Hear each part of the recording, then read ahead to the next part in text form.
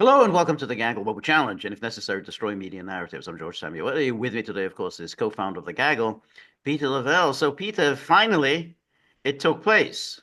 After a lot of anticipation, a lot of excitement, Presidents Trump and Putin had a very lengthy conversation.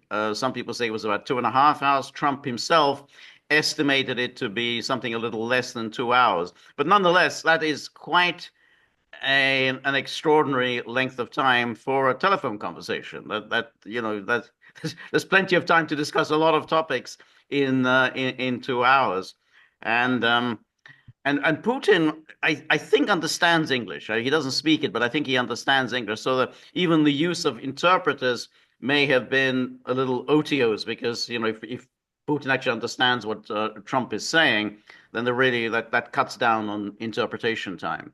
Um, Now the actual thrust of the conversation clearly indicated that the U.S. Ukraine plan for an unconditional 30-day ceasefire was, as we had expected, was a non-starter. Russia made clear it was a non-starter, said it very politely, but said that it was a non-starter. But they did agree on a very limited ceasefire, namely ceasefire on attacks on one another's energy and infrastructure facilities. But that was something that was already discussed last year at length, and they were in Qatar, and they were close to an agreement until the Zelensky's incursion into Kursk of August last year. But it was on the brink of agreement, so there's nothing startling about that. However, what is interesting is that there were definite differences between the two readouts, and that's something we should just talk about because really they've said some very different things in the readouts.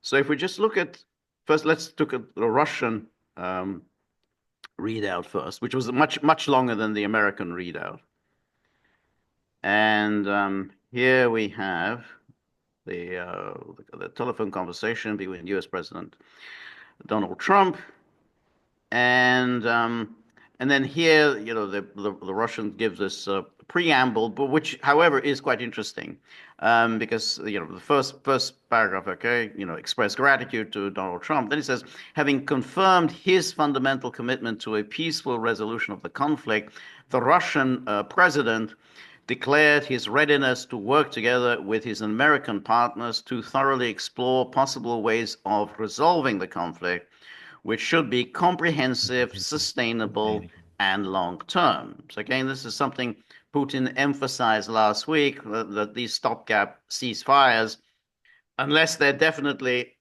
on the way to a sustainable long term peace agreement, they're quite pointless. And of course, to take into account the absolute need to eliminate the root causes of the crisis and Russia's legitimate interests in the area of security. So this is very important. He says the root cause of the crisis for the Russians is twofold, which is NATO expansion, obviously, to Russia's borders, and the nature of the Kiev regime. So there's a root cause, and then Russia's legitimate interests in the area of security. And then the readout goes on. In the context of the US president's initiative to introduce a 30-day ceasefire, the Russian side outlined a number of significant points concerning the ensuring effective control over a possible ceasefire along the entire line of combat contact. That's something, again, Putin talked about last week. The need to stop forced mobilization in Ukraine, okay, and rearm Ukrainian armed forces. So they said basically, I mean, in the first case, he said we have to figure out who's going to monitor the ceasefire. We're not going to have a bunch of NATO countries doing the monitoring, and then you can't have mobilization in Ukraine while this is during the 30-day ceasefire, and we can't have the rearming of Ukraine during the 30-day ceasefire. Serious risks associated with the inability to negotiate with the Kiev regime, which has repeatedly sabotaged and violated the agreements reached, were also noted. Yeah, well, that's obviously indirect reference to Istanbul, not wanting to, bring up the issue of Western interference in that Right. process, That's right. which is everyone is so key here because the Russians took on board very seriously what happened in Istanbul. So they're not going to have another party involved. Okay. Right. They're going to have the main stakeholders, Russia and the United States. Okay. Right. Because when you let other people sit at the table, that's what happens. Yeah. Yeah. No, that's exactly right. Attention was drawn to the barbaric terrorist crimes committed by Ukrainian militants against the civilian population of the Kursk region. I always love it when they have these statements written entirely in the passive voice. Attention was drawn. Well, who drew the attention? I assume it was the Russians who drew attention to this.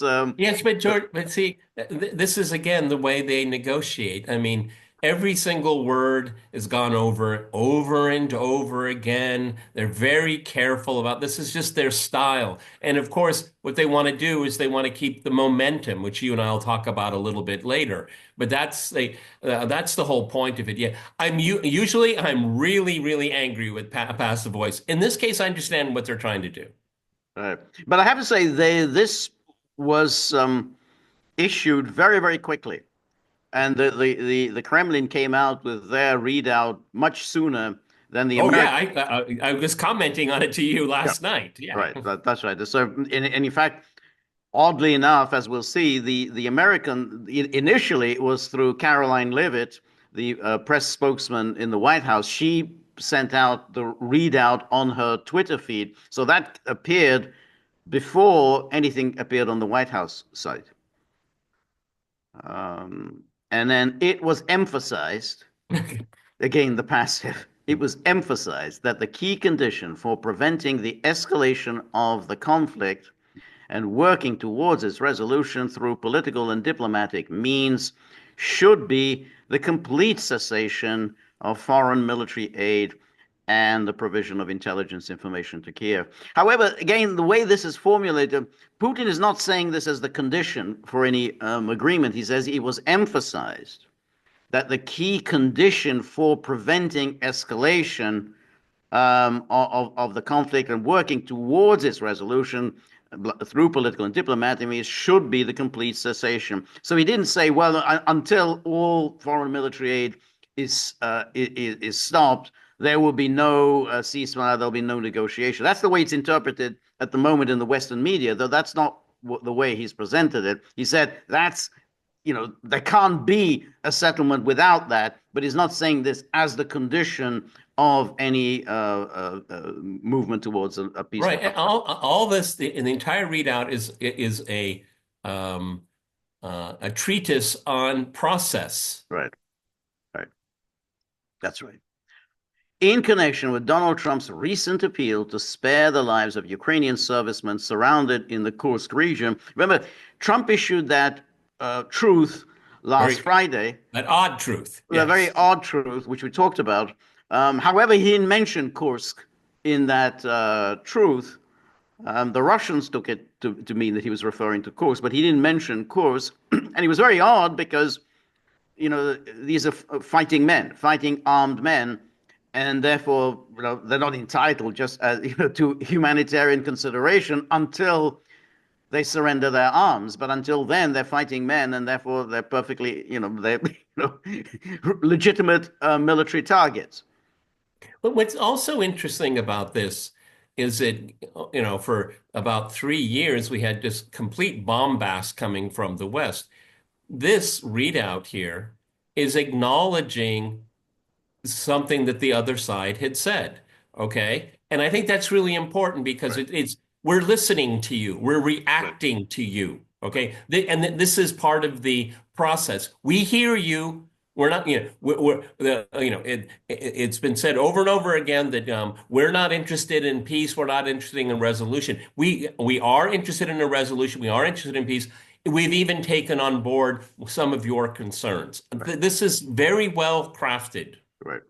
So Vladimir Putin confirmed that the Russian side is ready to be guided by humanitarian considerations and, in the event of their surrender, guarantees the lives and decent treatment of the Ukrainian armed forces soldiers in accordance with Russian laws and international law, which is again what he said then, where Trump's strangely emotional truth really didn't get to the nub of the problem. I mean, you can make a humanitarian appeals, but you can't make a humanitarian appeals about forces that even if they're surrounded completely, so 360 degrees, this you still can't start talking about anything humanitarian until they have surrendered.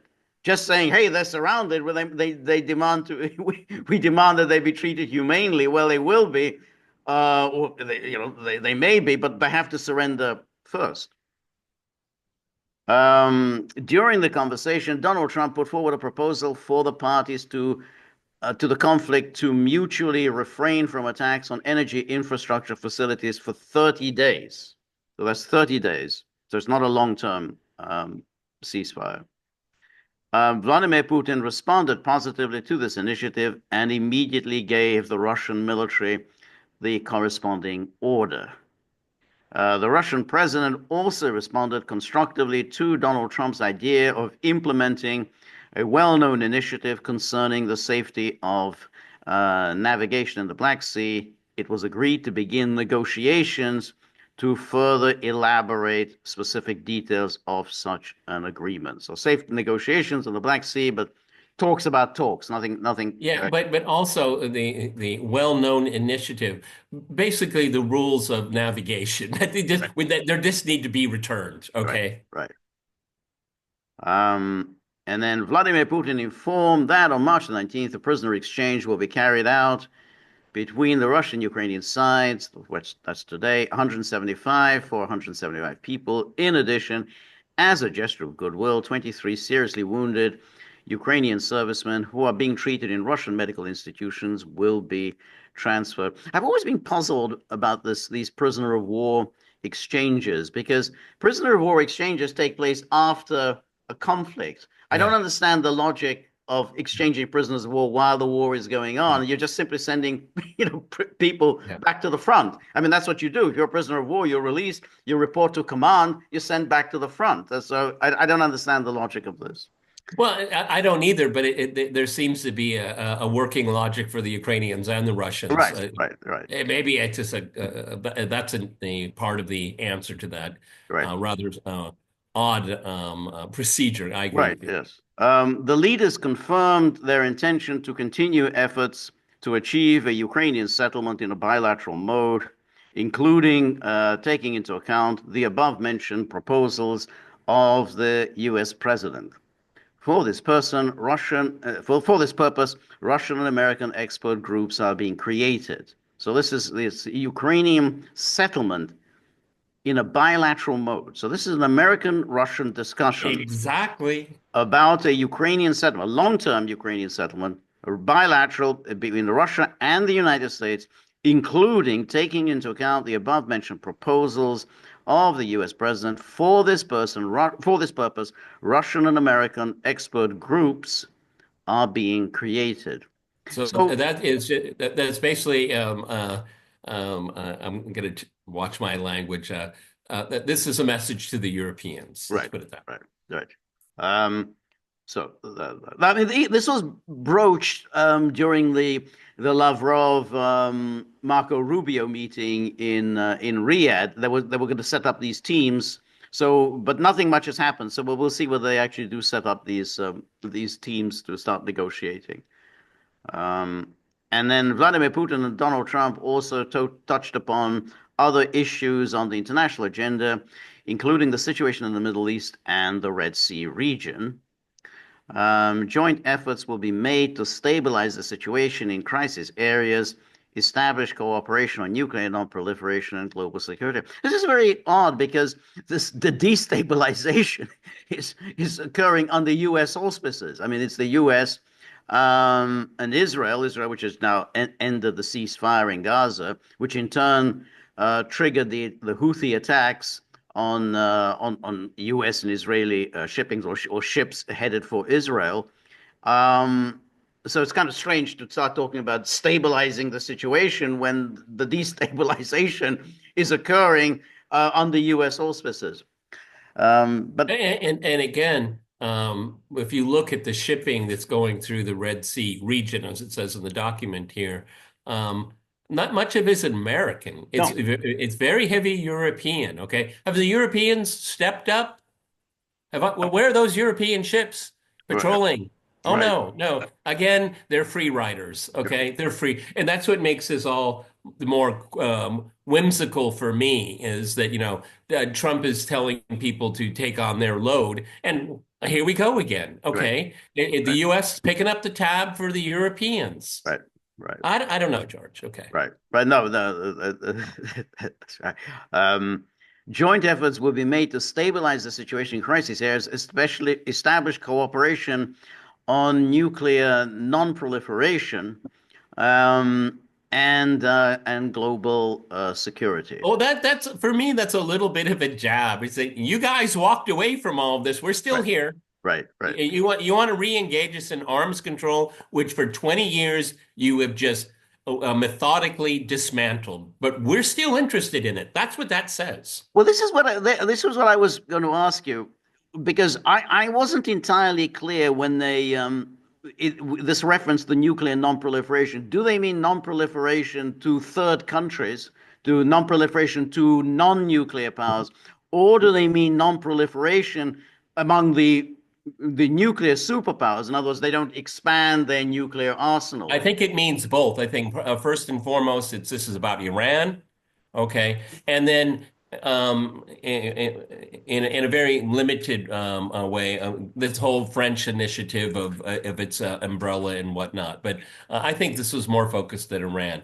The Trump wants to get Russia on board for his No, Iran agenda. but but Obviously, it's not going to happen, everyone. But Okay, that's but. that. Well, but that's really the interesting thing because, of course, that is the U.S. intention to get the Russians to lean on Iran um, and force Iran to sign a much harsher, a much more restrictive agreement than the JCPOA. That's the clearly that's the American plan. But when we look at the readout, and it's on the Iran issue that there's the biggest difference between the American and the Russian readouts. But again, the established cooperation on nuclear non-proliferation. Well, it's clear that it's the Americans who walked away from the JCPOA, and not just Americans. It was Trump specifically who walked away from that. So I don't know what Yeah, cooperation you and got also when I Trump don't is want to now be. talking not just going back to the JCPOA, but establishing a much more severe and restrictive agreement when it comes to Iran. Well, remember, George, when Trump did that, remember all the voices in Europe, we'll pick up the slack, we'll Right, exactly. continue, and all of it is just wasted words from those people Right, here, right, okay? right. Um, no, they'll never get to get a seat at the No, table on this. no, Okay, this is just. no. But that's it. But it's also clear, and from all of the statements that Trump has made um, about Iran, is that first of all he says all attacks on shippings that are being directed by the Houthis is essentially an attack by Iran, and we hold Iran responsible for those attacks. Well, that's almost like that's almost like a declaration of war against Iran. And Trump doesn't just want to limit any agreement to nuclear capabilities. He We wants want Iran missiles. restrict missiles and its regional allies. That includes the Houthis. That includes allies in Iraq. That includes Hamas. So Trump wants all of those things on the table. So that's quite an agenda. So I don't know how the Americans and the Russians are going to work on that. And then he says, well, this in turn will contribute to improving the overall atmosphere of Russian-American relations. One positive example is the joint vote on the UN on the resolution of the Ukraine conflict. And then mutual Well, interest, isn't that interesting little carrot there? Okay, right, a exactly. joint vote. The joint Okay. vote, exactly. That's right. Mutual interest in normalizing bilateral relations was expressed in light of the special responsibility of Russia and the United States for ensuring security and stability in the world. And then in this context, a wide range of areas in which our countries could establish interaction was considered. A number of ideas were discussed that are moving towards the development of mutually beneficial cooperations in the economy and energy sector. Donald Trump supported Vladimir Putin's idea to organize hockey matches in the USA and Russia between Russian and American players in the NHL and KHL. Now, I do think that that is a significant event. I mean, I know it seems trivial to talk about Ping hockey. pong diplomacy, remember? Well, exactly. Remember, I mean, Russia has been completely isolated when it comes to these cultural sporting events. I mean, Russians are allowed to take part in in sporting events as long as any Russian athlete isn't under the Russian imprimatur, doesn't have a Russian flag, doesn't get the Russian national anthem, and doesn't get and isn't identified as coming from Russia. He's just a kind of an international player.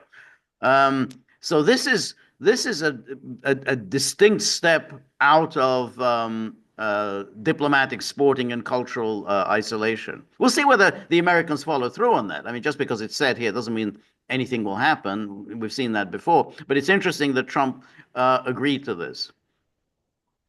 Um, and um, and then so that's the Russian readout. And then this is the American readout. And it says today, President Trump and President Putin spoke about the need for peace and a ceasefire in the Ukraine war. Both leaders agreed this conflict to end needs this agreed this conflict needs to end with a lasting peace. They also stressed the need for improved bilateral relations between the United States and Russia. The blood and treasure that both Ukraine and Russia have been spending in this war would be better spent on the needs of their people. And this conflict should never have started and should have been ended long ago with sincere and good faith peace efforts. The leaders agreed that the movement to peace will begin with an energy and infrastructure ceasefire, as well as technical negotiations on implementation of a maritime ceasefire in the Black Sea, full ceasefire, and a permanent peace. So slight differences here. The 30-day limit, which is in the Russian readout, there's no 30-day limit in the American readout. Technical negotiation on the implementation of maritime ceasefire in the Black Sea, that's similar. But then the full ceasefire, that's Russia left that pretty vague. They talked about a lasting settlement, but they didn't really talk about a full ceasefire. And again, a permanent peace, that's a final settlement. But a full ceasefire did not appear in the Russian readout. The leaders spoke broadly about the Middle East as a region of potential cooperation to prevent future conflicts. They further discussed the need to stop proliferation of strategic weapons and will engage with others to ensure the broadest possible application. Again, it's to talk about strategic weapons. You're talking about the two nuclear superpowers' arsenals. They're the ones that were referred to as strategic weapons. No one has said Iran has strategic weapons. I mean, those are medium-range missiles. They're not strategic. So again, Well, I'm not really, we have no idea who actually wrote this, but right, I'm not, I would tend to think, George, that the person that wrote this doesn't really know what a strategic maybe weapon so. is. Yeah, no, But but George, my first blush looking at this is the same old tired thing. We talked about what's interesting for us, okay? right. I didn't get that from the Russian readout, okay? Just this habit of you need to help us get it out of the, back us up on this, and then we'll do this. And no, we have to do these things slowly, methodically, meticulously together that serve both of us simultaneously. Right, Again, right. I think that's right. But I think there's an interesting the way this readout is expressed. They spoke broadly. They didn't say they agreed. They spoke broadly. So in other words, it was discussed. Then they says they further discussed the need to stop proliferation. So it was a discussion. They didn't say there was an agreement. And will engage with others to ensure the broadest possible application. But this is the kicker. The last sentence in that paragraph says the two leaders shared the view that Iran should never be in a position to destroy Israel. shared the view. They didn't say they discussed this. They said they shared the view. Listen, no similar wording appears in the Yeah. Russian readout. They talk Russian readout speaks about non-proliferation, but the reference that Iran should never be in a position to destroy Israel would seem to me that that's very unlikely that the Russians would sign on to something that is so explicitly targeted against Iran, because it assumes that Russia agrees that Iran is determined to destroy Israel. That's the American position. That is not the Russian position. Um, Again, it's just impugning onto the conversation what you're interested in and assuming that your partner, your interlocutor agrees. I mean, this is this is more than an outlier, George. This is just kind of wishful thinking on part of right, the American right. administration. But you see, the thing is that that whole thing of saying destroy Israel. That's the American. That's a very extreme American Zionist pro-Israel position to say that somebody's in a position, is determined to destroy Israel. Iran has never said that he wants to destroy Israel. America claims Iran says this, even though Iran doesn't say this. But it would seem very strange in any case for the Russians to make such a reference to Iran as if agreeing that Iran has the intention of destroying Israel. And why is Israel's security at the center of this Right. here? This is Exactly. really, That's it's right. just so extraordinary, really. That's right. So where the Russians will talk about stability in the Middle East, they would talk about non-proliferation, which is always a very peculiarity. When they talk about non-proliferation, it always only refers to Iran. It doesn't refer to Israel. I mean, apparently, the topic of Yeah. non-proliferation never refers to Israel. It's only Iran.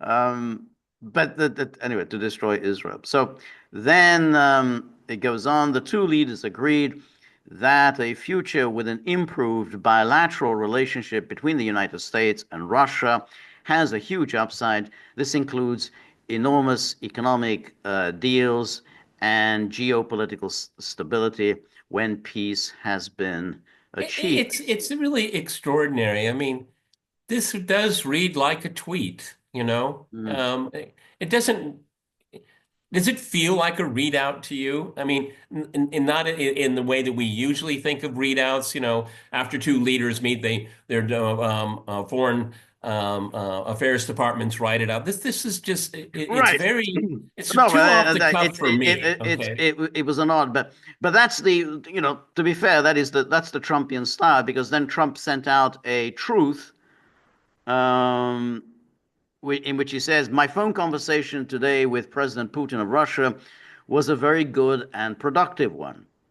We agreed to an immediate ceasefire on all energy and infrastructure, with an understanding that we will be working quickly to have a complete ceasefire and ultimately an end to this horrible war between Russia and Ukraine. So, with You know, an it's interesting. understanding that we will be working quickly to have a complete ceasefire." Yeah, I That, mean, we agreed to an immediate ceasefire on all energy and infrastructure. And I'm sorry to nitpick, but it really does sound like we is okay. Russia is over the last 3 years has decimated Ukraine's energy sector, but the United States has been pouring in weapons for Ukraine to do the same thing to Russia. right, So, I mean, again, you're a participant in this conflict right, here. right, We won't do this and you won't do that. Well, it sounds like the United States and its right. surrogate is Ukraine. Right, right.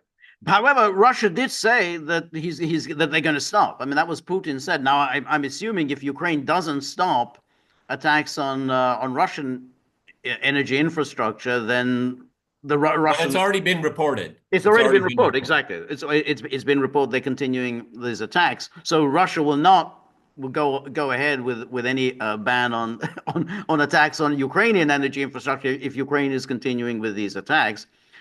But it says we agreed to an immediate ceasefire and an understanding that we will be working quickly to have a complete ceasefire, which was that's quite a that's quite a leap, but from anything that the Russians said, and ultimately an end to this very horrible war between Russia and Ukraine. But to be fair to Trump, he needs to essentially, he has to say that, well, I'm worried, what my policy is succeeding.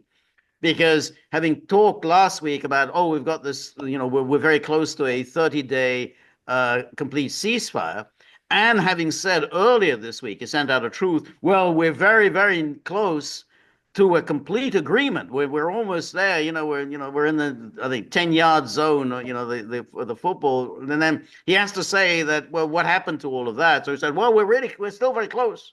We're still heading in that direction. So he has to say that that's who Trump is. He can't just admit that hey, I've been talking through my hat for the past week. And then he does the usual thing. This war would never have started if I were president. Many elements of a contract for peace were discussed, including the fact that thousands of soldiers are being killed, and both President Putin and President Zelensky would like to see it end. That process is now in full force and effect, and we will hopefully, for the sake of humanity, get the job done. So Trump is going to continue with this line that we're very close. I'm getting somewhere. I'm getting this agreement done.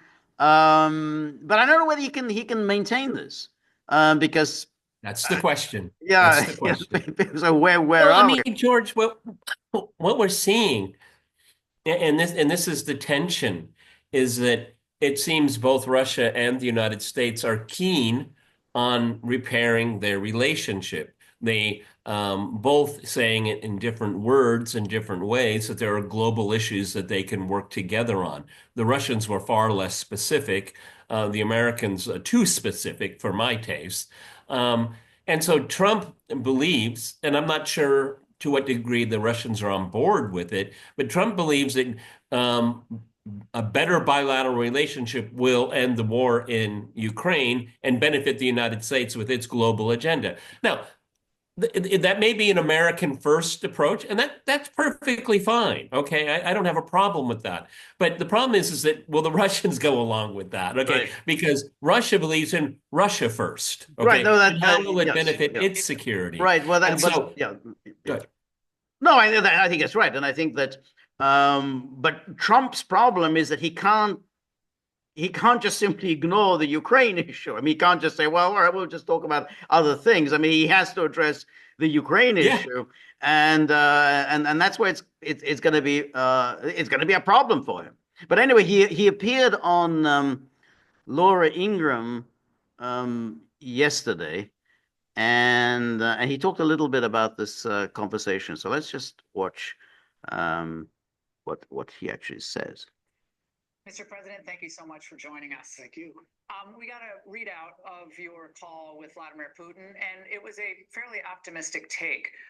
Vladimir Putin agreed to a ceasefire immediately on energy and infrastructure, Right. but not to a 30-day ceasefire. Tell us what happened.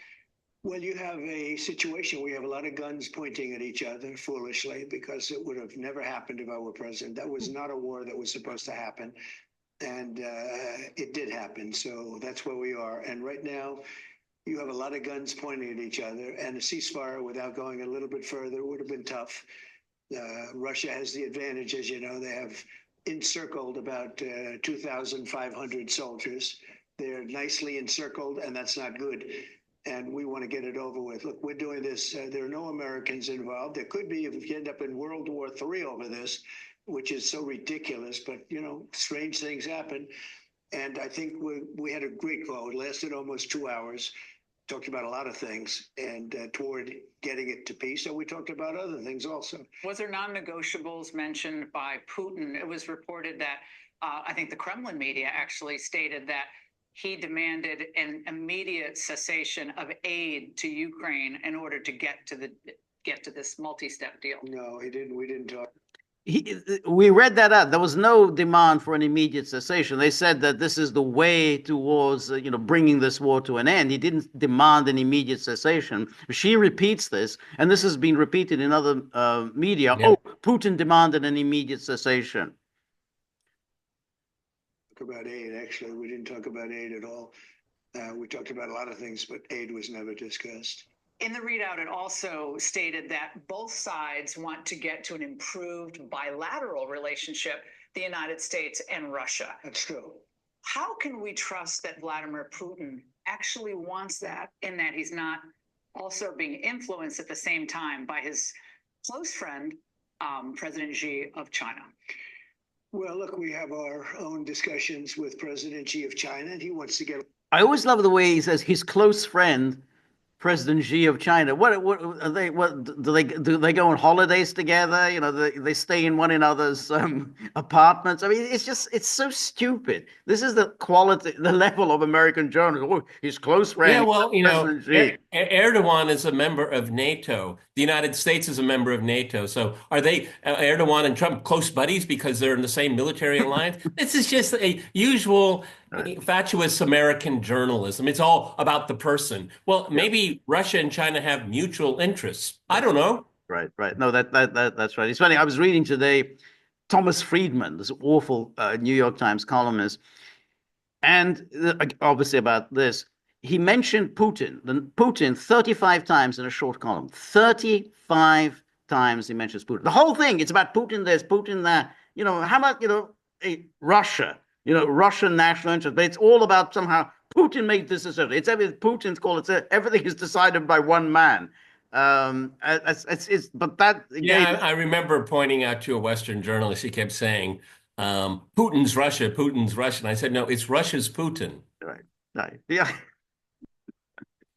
Along also, and he's looking to get along, and we're looking to get along with him, and we will. We have a problem of trade where we have a very big imbalance with China.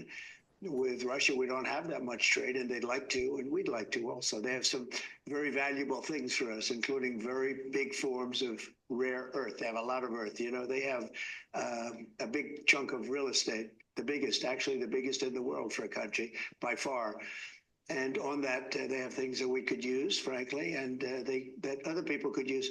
I think that President Xi would like to get along, and I think Russia wants to get along with the United States. I also think we're a much different country than we were just a few months ago. We're a country that's now respected. We were not respected. We were being laughed at. We had incompetent leadership. This was a war, as an example, that would have never happened if I were president. Is part of your desire to forge this new relationship with Russia also impacted by Russia's closer relationship since you left office in 2021 with China? Because I think you talked about before the desire to box out China from that part of the world and have a closer relationship with Russia. So as a student of history, which I am, and I've watched it all, the first thing you learn is you don't want Russia and China to get together. With that being said, no, it's not a big part of it, but maybe that'll happen or maybe it won't. Obama really forced them together through energy and bad energy policies. And when he did so many different things, he forced a marriage which would never have taken place. It was not a natural. And for one reason, Russia has tremendous land, a lot of land, and China doesn't have enough land. Russia has a much smaller population than China. And it's sort of it was always a natural enemy situation.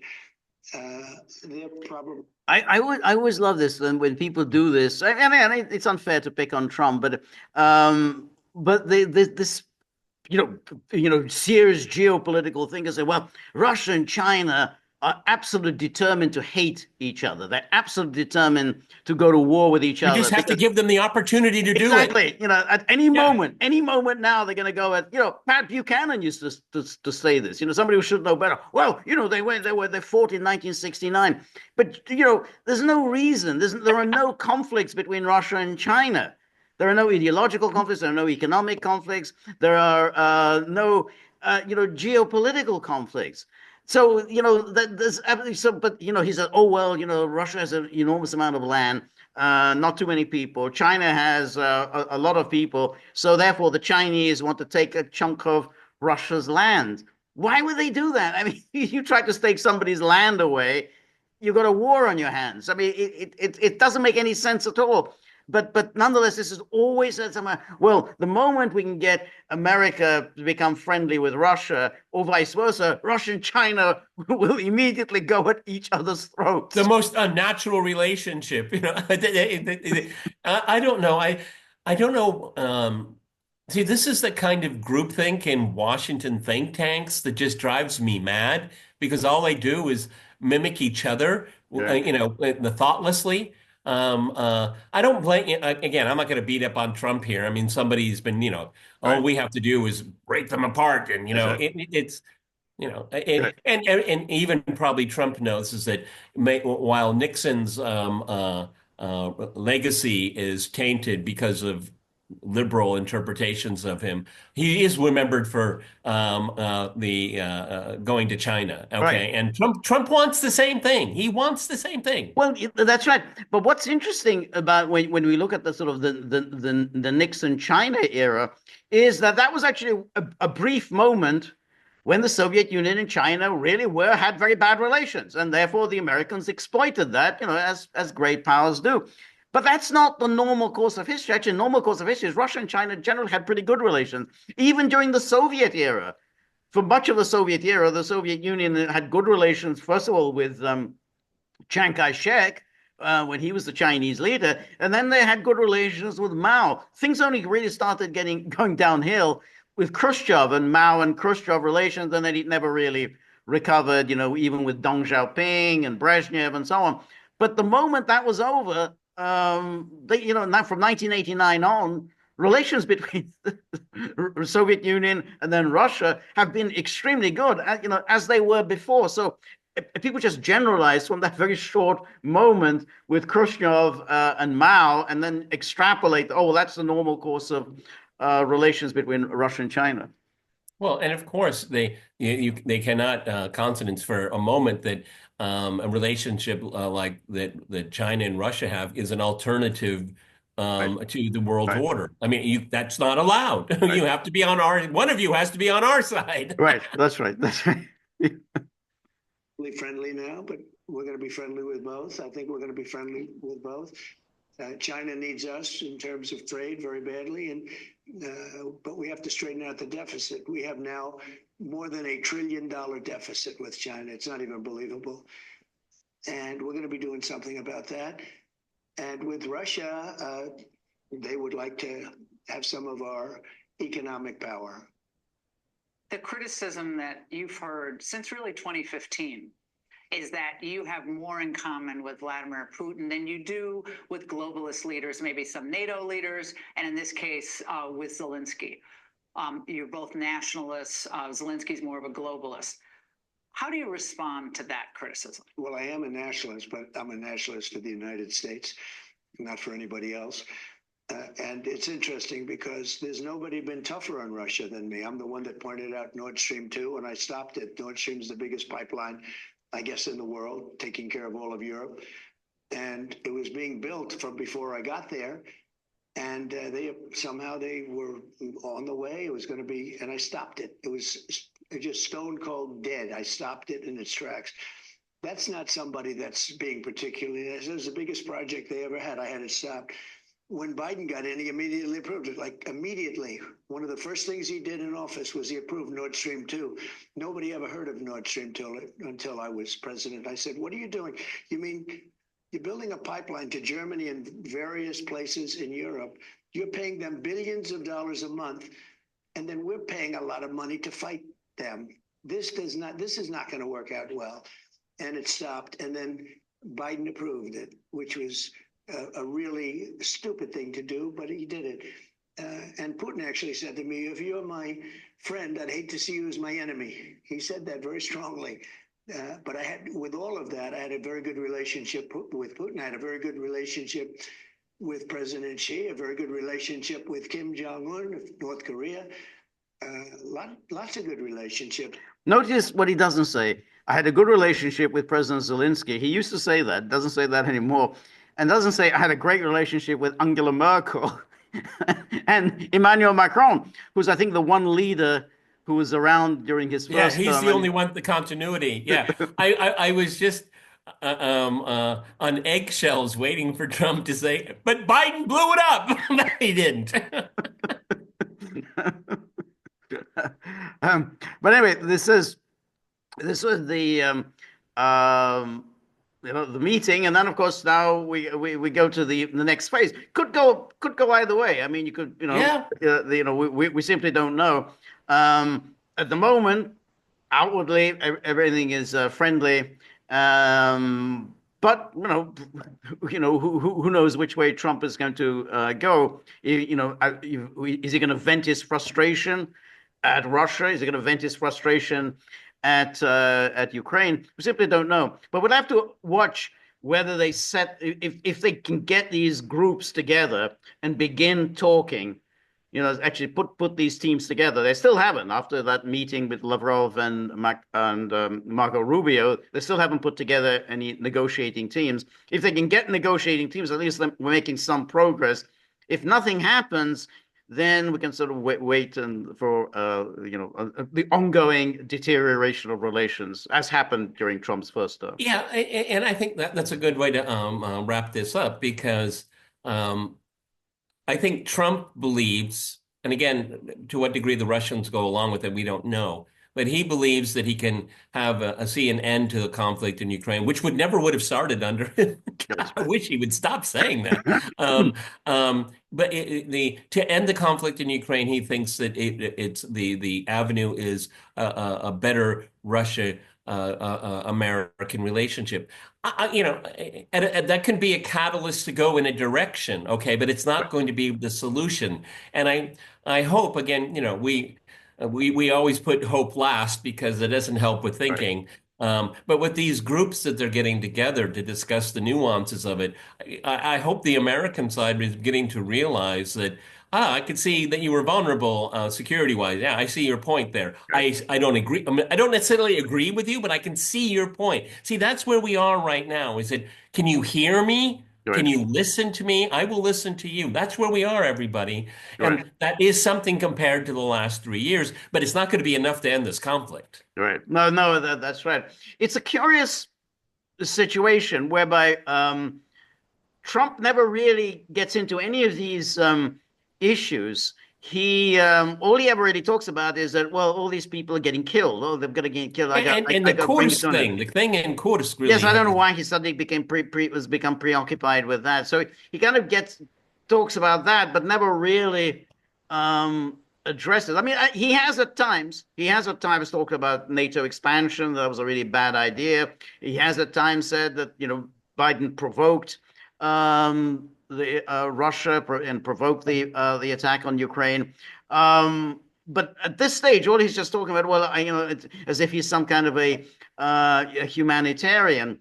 But of course, if you are above it all, exactly. But then the obvious question raises that, well, if you are a humanitarian, why don't you just cut off the flow of arms? I mean, that would be a very quick way of doing it. It's interesting that the line of attack. I mean, Trump is now coming under a lot of attack from the media. Oh, Putin has played him for a sucker. That was obvious that was Putin has played he's being played by Putin. Fiona Hill is everywhere. But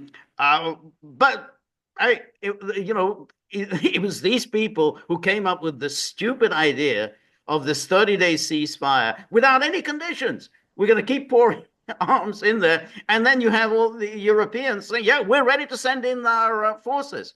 Ready tomorrow, within the next 2 hours, we're going to dispatch our forces. And you seriously thought, oh, the ball is in Putin's court. You thought Russia was going to accept something so ridiculous. But that's well, of course, that didn't happen. And now, once that didn't happen, oh, Putin is playing Trump for a sucker. Yeah, the ball wasn't in Russia's court for very long. No. Okay. It's right back. It's right back with the people that started this conflict. Okay. Fiona Hill, of all people, my goodness. I mean, just deflection from responsibility. Okay. Remember, she was the mole inside of the Trump exactly. Okay. Exactly. But to conclude, George, I mean, we're in a moment of relatively good feeling, and that obviously is relative to the last 3 years. Okay, Right. why wouldn't we feel a little bit of optimism here?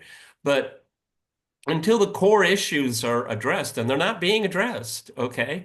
Right. What I found interesting with the interview with Laura Ingraham, which is one of the better interviewers at Fox, I have to say, and she's not very good But I in agree, she's one of the better ones. Yeah, yeah, one of the better. Is it we didn't hear about the hero Zelensky, the heroes of Ukraine. All we didn't hear any of that. Okay, now I think we all. I don't think Trump is ever going to meet Zelensky No, again. no, that's not gonna Okay, I think happen. that's done.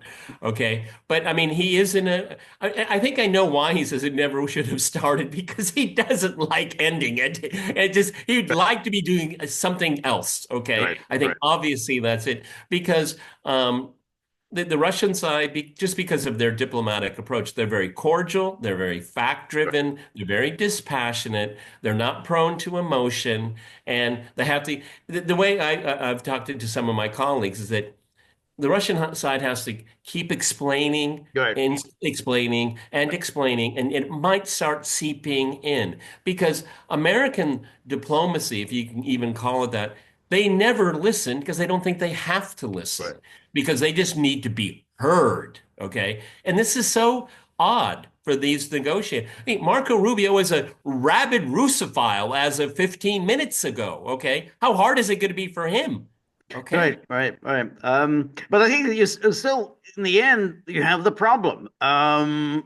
Because as things stand, well, everything just continues as before, with the exception of this kind of limited ceasefire. And And then even that doesn't seem to be working. even that doesn't seem to be working, and I don't think it makes that much of a difference. So everything then No, either. continues as before. So so then Trump is going to have to make a decision, and of course he always had to make a decision. He's going to, how deeply and how much risk is he willing to incur in stepping forward and bringing it to an end? Because the United States could absolutely bring it to an end. I mean, if he really wanted to end it, he can end it. Pulling the plug. Right, exactly, exactly. If he really wanted to do it, but if just doing this, that isn't going to end it, and then then he's going to be carrying it, and already the media are salivating at the prospect of gloating because then it's already what two. He's been in power now 2 months. Soon it'll be 3 months, 4 months. Hey, he's been in power 6 months. This war's still going on. No, And no, no and change. and the conditions on the ground in Ukraine will slowly but surely. I don't want to get into it, George, on this podcast, Right. my friend, but slowly but surely is to their disadvantage. We can leave at that. So we will have a deteriorating situation, and I'm glad you brought it up because those that want to keep the war going are gloating right now. Okay, this is the perverse world we live in. Okay, to Right. save Ukraine, we have to watch it be destroyed. That's right. Okay. Yes. Same logic that we Same saw logic. from That's right. That's right. Vietnam. That's All right. right. That's right. All We righty. must I'm going to have to destroy jump off Ukraine to right save it. here. Yeah. But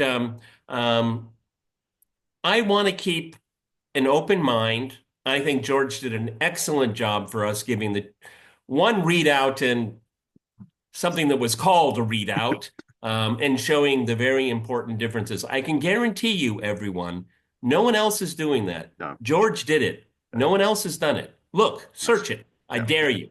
Okay? That means you need to fill up his chip jar right now. Yeah, that's exactly what the dogs are saying. I I I did the presentation at Apple. Apple says, yeah, I did it. So give me the money, and I need lots of it.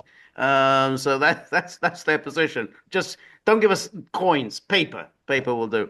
Anyway, so thank you very much for joining us. And Thursday, 3 p.m. Eastern Time. Please join me for our live stream.